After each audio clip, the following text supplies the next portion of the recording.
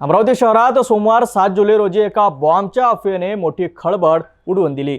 शहरातील सरोज टॉकीज परिसरात बॉम्ब असल्याची माहिती डायल 112 वर मिळाल्यानंतर एकच धांदल उडाली। तात्काळ पोलीस दल, बॉम्ब शोध पथक आणि इतर सुरक्षा यंत्रणा घटनास्थळी दाखल झाल्या।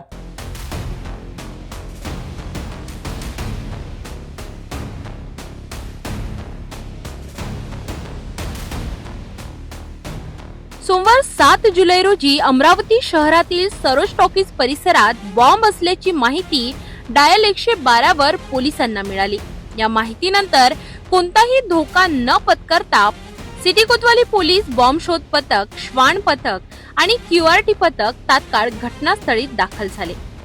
डॉग स्क्वॉडच्या मदतीने संपूर्ण सरोज टॉकीज परिसर, आसपासची प्रतिष्ठाने आणि टॉकीजच्या आत असलेल्या पार्किंग परिसरही कसून तपासण्यात आला। मात्र अथक शोधानंतरही या परिसरात कुठेही बॉम्ब किंवा संशयास्पद वस्तू आढळून आली नाही। पोलिसांनी दिलेल्या माहितीनुसार निलेश सोळंके नावाच्या व्यक्तीकडून ही माहिती मिळाल्याचे सांगण्यात येत आहे।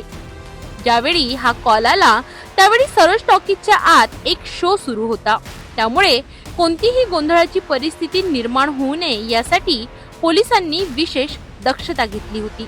नागरिकांमध्ये भीतीचे वातावरण निर्माण होऊ नये याची सुद्धा काळजी घेण्यात आली।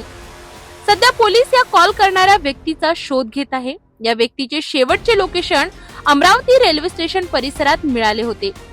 त्यानंतर त्याचा मोबाईल स्विच ऑफ झाला आहे। हा कॉल करण्यामागे नेमका काय उद्देश होता हे अद्याप अस्पष्ट आहे।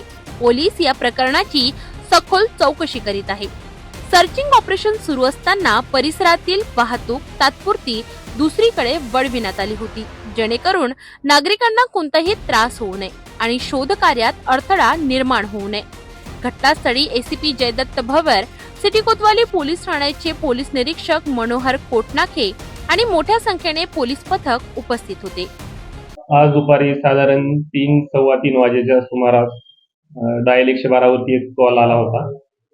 त्यामध्ये शहरातील सरोज टॉकीज या ठिकाणी एका बसमध्ये आणि टॉकीजच्या परिसरामध्ये बॉम्ब असल्याची बातमी मिळाली होती। ती बातमी मिळाल्यानंतर लगेचच कंट्रोल रूमनी वरिष्ठ पोलीस निरीक्षक कोतवाली, आम्ही स्वतः राजापेठ ACP, त्यानंतर सर्व BDDS आणि डॉग स्क्वॉडचे अधिकारी अंमलदार त्या ठिकाणी हजर आले।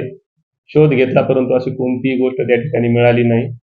तर कॉलरचा आम्ही तपास करत आहोत, नेमका काय त्याचा उद्देश होता आणि पुढील कारवाईची तजवीज ठेवली आहे। निष्पन्न वगैरे झालं का? नेमकं नाव वगैरे समोर आलं का त्या व्यक्तीचं? सोळंके म्हणून व्यक्तीने कॉल केलेला आहे। डिटेल्स अजून मिळालेले नाहीत। मोबाईल नंबर आहे त्याचा, आम्ही शोध घेत आहोत। एका अफवेमुळे संपूर्ण पोलीस दलाची धावपळ झाली आणि नागरिकांमध्येही काही प्रमाणात भीती निर्माण झाली। अशा प्रकारच्या चुकीच्या माहिती देणाऱ्यांवर कठोर कारवाई होणे आवश्यक आहे, जेणेकरून यापुढे असे प्रकार घडणार नाहीत।